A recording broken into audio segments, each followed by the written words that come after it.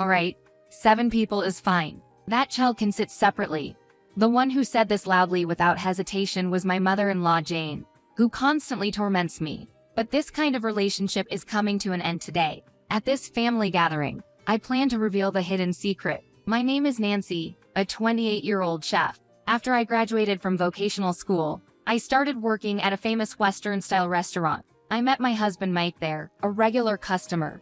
He's from a family with a long history in the electronics business, and he took over after his father's passing last year. My family is quite ordinary, except for one thing: my mom, dad, and even my older brother are all chefs. Growing up, meals at home were always something special, and that's why I developed my love for cooking. I believe that I graduated at the top of my class from culinary school thanks to my background and family's support. Normally, I'm a calm person, but when it comes to cooking, I take pride in my skills. But that changed after I got married. When we decided to get married, I knew I'd move into Mike's family home, and I always thought that day would come while I was still not completely prepared for that. Our time alone as newlyweds would be limited, but considering his mother's feelings, I accepted the situation. However, I didn't expect it to happen so quickly. Looking back, I wish we had discussed it more thoroughly beforehand. Despite my worries, Jane welcomed me with surprising warmth. She was incredibly attentive and cared for me, bringing me treats and offering to take care of things at home. Given all this, it was natural that her home-cooked meals filled our dining table every day. But her cooking was full of surprises for me. Her cooking was incredibly rich. Jane is from the northern part of the country, and I once saw on TV that people from the north tend to prefer stronger flavors. That might be the case with her. Anyway, her seasoning was extraordinary. The stew she made was so dark that I couldn't even distinguish the ingredients. Taking a bite felt like swimming in a salt lake. She would smile and say, "You need it this strong to make the rice more appetizing." And then she'd encourage me to have seconds. On the inside, I thought, this is a bit too much. But surprisingly, Mike, sitting next to me, seemed to think it was a tad bland. I was genuinely shocked when she said, "I made it lighter for Nancy." With these intense flavors every day, I felt my sense of taste dulling, which affected my confidence in seasoning dishes at work. Fortunately, the head chef, who always does the final check on my dishes, didn't raise any concerns. But I felt like I couldn't continue like this. So I decided to wake up a bit earlier and at least prepare breakfast to my liking. This seemed to help, and I felt less lost with my seasoning. But now there was another issue. Jane, noticing my efforts, began to grow distant and cold to me. It all started with small things. She began ignoring my greetings more often. Not only that, but she also started making slightly sharp comments about cooking. "Isn't the dinner tonight a bit bland?" "I don't think so, Jane. I believe I seasoned it properly." I tasted a bite. Yes, it definitely wasn't bland. "Your seasoning feels lacking, or rather, tasteless. Doesn't it bother you?" "But I think for health reasons, it's not good to make it too rich. Enjoying delicious food is important. Preparing meals at home isn't your job. You should adjust to our preferences." No matter what I said, Jane would always counter. And then, she drenched the dish I'd put so much effort into with soy sauce. Did I do something wrong? I'm thinking about the family's health with lighter seasoning, yet I'm treated like this. Feeling perplexed, I recalled an incident. It was from a little while ago. The 5th birthday party of my niece Jessica, the cute daughter of my sister-in-law Kathy, was held at her home. Mike has 2 older sisters, and both are incredibly friendly. From the first time we met, they said, "If anything happens, tell us. We'll fully support you." Their husbands are also all genuinely kind and approachable. At the party, I helped out with the cooking as Jane asked me. Many dishes lined the table, and it was clear who made what. The dishes I made were Western style, while Jane's were traditional Japanese. So the ambience and seasoning were distinctly different. The party began with an enjoyable mood. Jessica really loves the omurice from Nancy's restaurant. To be able to enjoy that taste at home is like a dream come true. Kathy shared with a cheerful smile. "Really? I often make that omurice." When I responded, Jessica energetically said, "I love omurice. Nancy's is the best."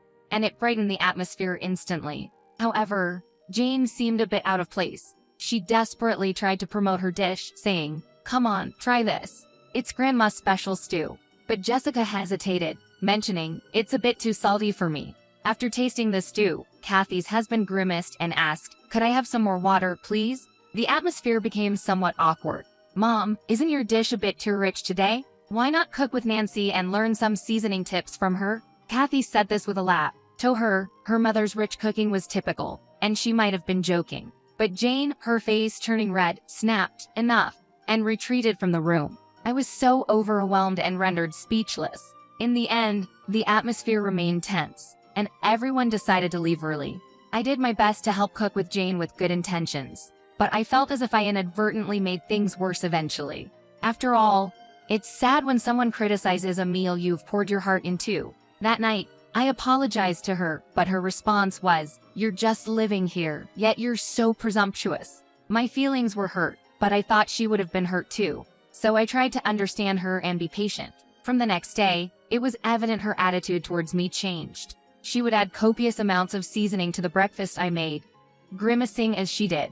Sometimes she'd just throw it away without eating. When I sought support from Mike, he'd say things like, "Aren't you being stubborn?" or "You're probably just overreacting." It felt like he was being distant, as if it was someone else's problem. Although we were still newlyweds, he started coming home late and stopped attending family events. I felt the distance between us growing. I questioned whether I could continue living like this. I even considered divorce, but we were still newlyweds. Thinking of the need to explain the situation to our parents and relatives weighed heavily on my mind. Meanwhile, something even more problematic happened. Jane fell down the stairs and injured her foot. While Kathy promptly offered to help with daily chores, Jane insisted that I take care of her. She also began to pile on various errands and called me even during my work hours. Concerned glances and complaints from colleagues due to my frequent early departures pushed me to resign from my job. When Jane knew this, she said with a sense of superiority, "It's a pity, considering it was a job you loved so much."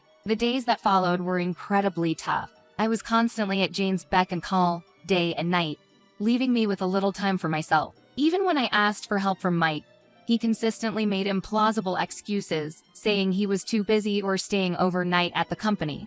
I thought I couldn't stay in this house any longer. Yet, I couldn't simply leave without making a statement. One clear morning, as the three of us sat at the table, I mustered up the courage to say, "I'm considering divorce." Mike and Jane were astonished for a second.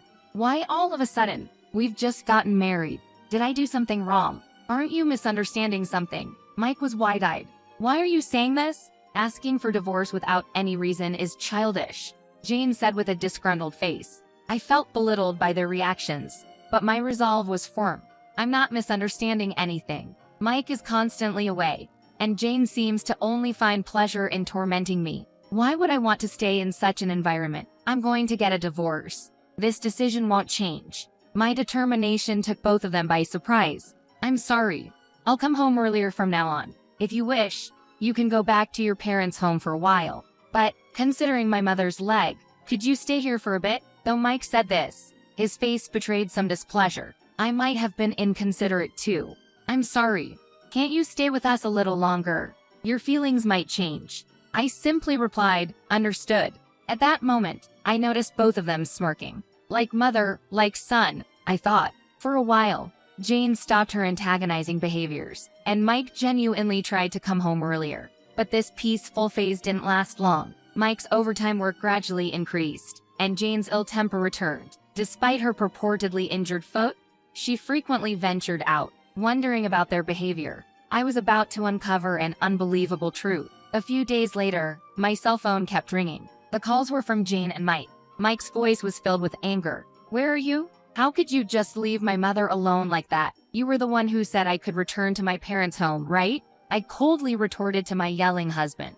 "But my mother's foot still isn't healed." Mike continued with seemingly trivial excuses. In the background, I could hear an irritated voice of Jane. "From now on, let's discuss matters through a lawyer," I replied with a heavy sigh and hung up. Back at my parents' house, I spent my days feeling refreshed. The warmth and familiarity there healed my emotional wounds. The time spent with my parents felt truly meaningful, especially when my mother cooked my favorite dishes.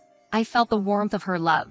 I also helped with cooking, and during these moments, I felt the deep bond of family once more. When my mother said, "Nancy, the dish you made is truly delicious," tears welled up in my eyes. In the middle of this piece, my phone rang unexpectedly.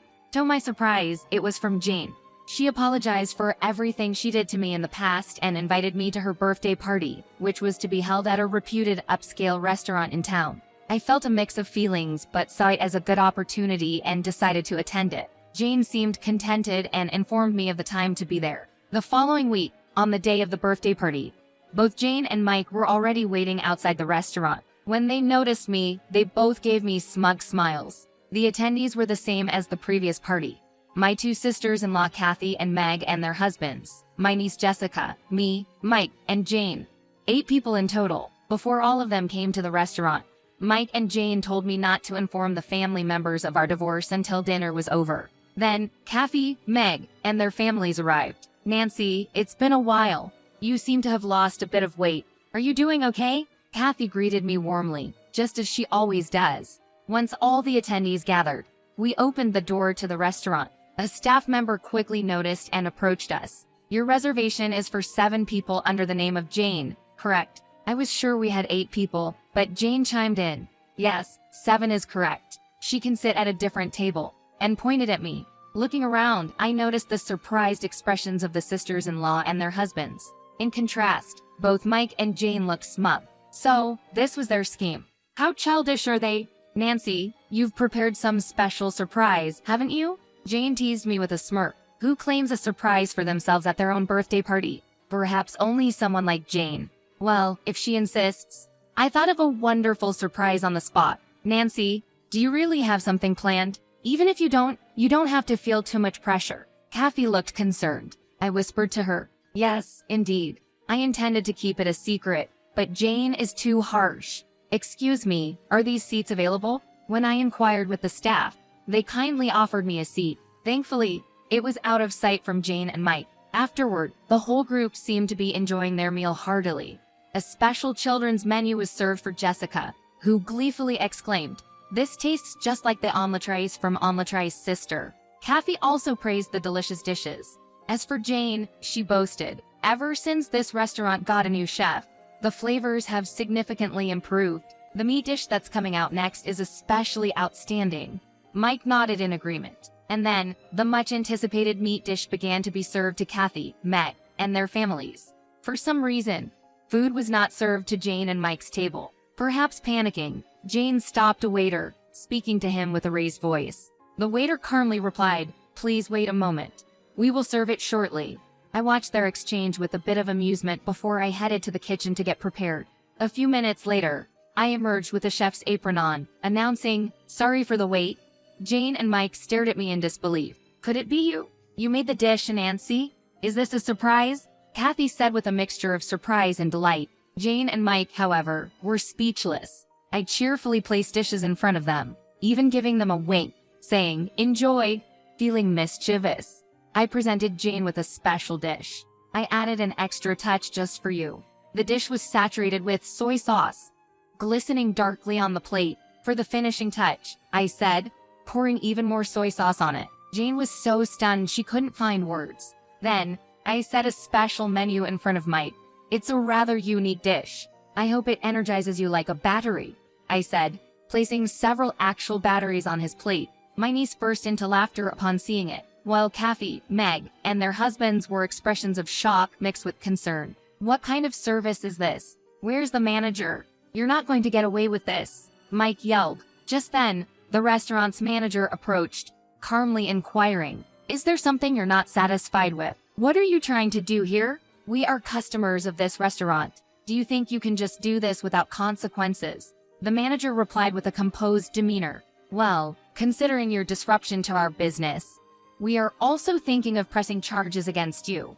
Jane and Mike were left utterly speechless by the unexpected turn of events. It turned out that these two had been frequent visitors to the restaurant and often acted condescendingly towards the staff. They would voice their complaints about the food being too bland or having no flavor, disturbing other patrons. They were already recognized as problematic customers. "We've been overlooking your behavior since they were related to my family member, but we won't hesitate to act from now on. That's okay with you, right, Nancy?" "Of course, brother." Hearing this, the two of them looked at us with astonishment. Actually, my brother Jason had recently become the owner of this shop. He used to be in France, and he couldn't return home for my wedding due to his work. So, while Jane and Mike knew that I had a brother, they had never met him. On the other hand, Jason recognized both of them from the photos I had sent of my husband's family. I'm sorry I couldn't celebrate with you directly at the wedding.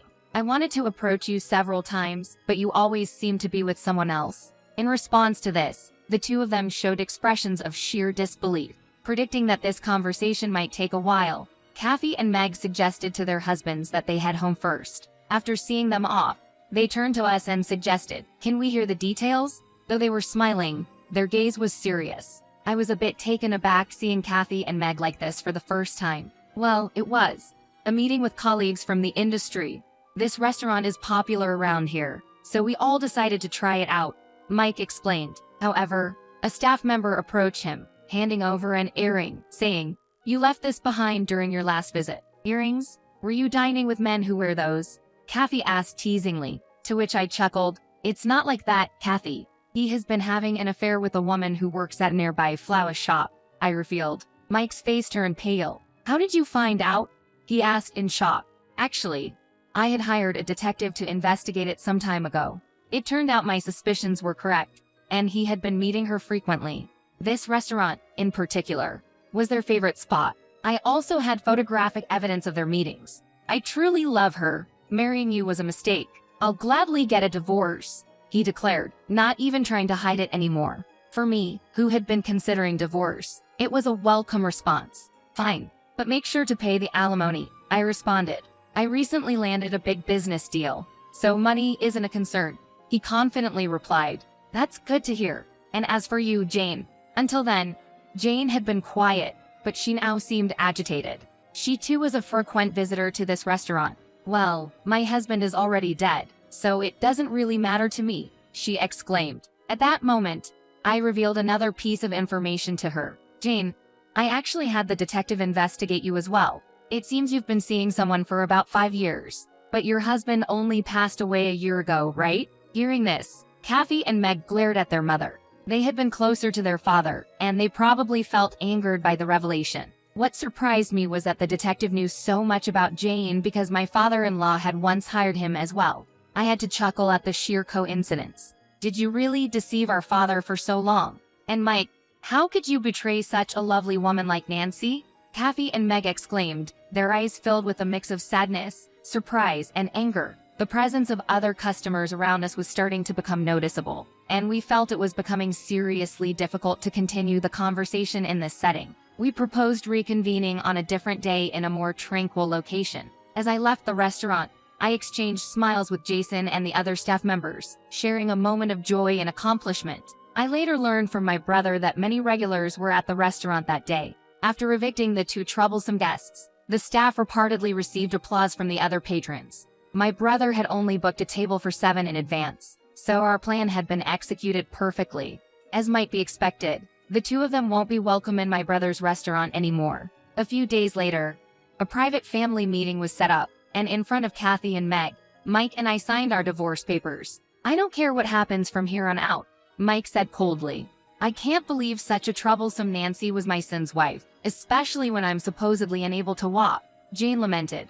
To interrupt her endless complaints, I exclaimed loudly, Jane, watch your feet. Surprisingly, she, who claimed to have difficulty walking, literally jumped. Her leg had, in fact, fully recovered. She merely feigned pain as part of her retaliation against me. Noticing her frequently going out despite her alleged pain had raised my suspicions, and it wasn't hard to deduce she might be faking it. She was deceitful till the very end, but for me, she was now someone with whom I had no ties. Thus, my short-lived marriage came to an end, and I have no regrets about it. The alimony was deposited into my account as promised. Whether Mike also had to pay his mistress or not, I don't care. The aftermath, despite having to pay a hefty alimony that forced him into debt, Mike reportedly broke up with his mistress shortly after our divorce. I later learned from Kathy that this woman was infamously known in the local community for causing trouble with married men. Furthermore, the significant business deal Mike had mentioned also fell through.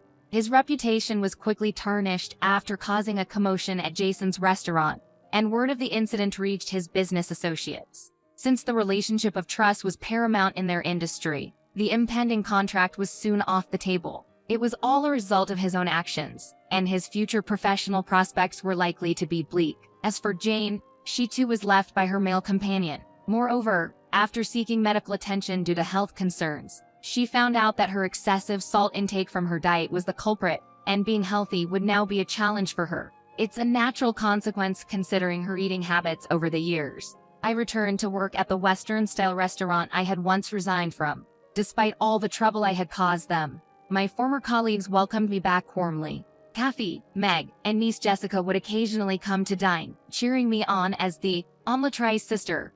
They've completely cut ties with Mike and Jane, unable to forgive their actions, especially given their respect for my late father-in-law and their desire to protect me. They've made it clear they have no intention of being reconciled with the two. Despite the ups and downs, I have reclaimed the most enjoyable and valuable moments of my life as a chef. I am now leading a truly fulfilling life.